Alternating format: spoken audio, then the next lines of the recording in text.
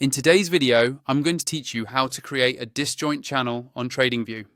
If you're looking to enhance your charting skills with a simple yet effective tool, you're in the right place.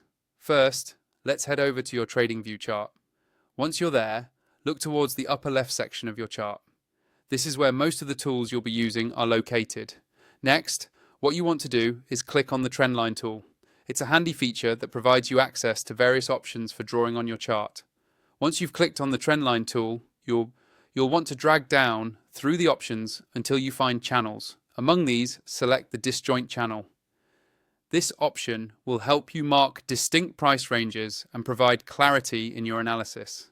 Now, it's time to start creating the disjoint channel itself. Move over to your chart and click on your first point. This point is crucial as it sets the starting boundary for your channel. Then, click on a second point, which marks the next significant boundary. Follow this with a third point to define the final boundary of your channel. The placement of these points will determine the shape and dynamics of the channel.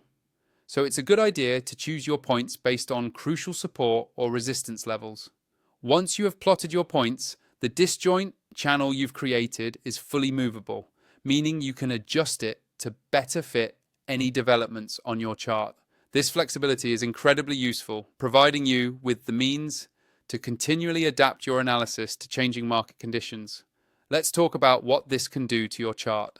Using disjoint channels helps you identify breakout levels, as well as potential support and resistance zones.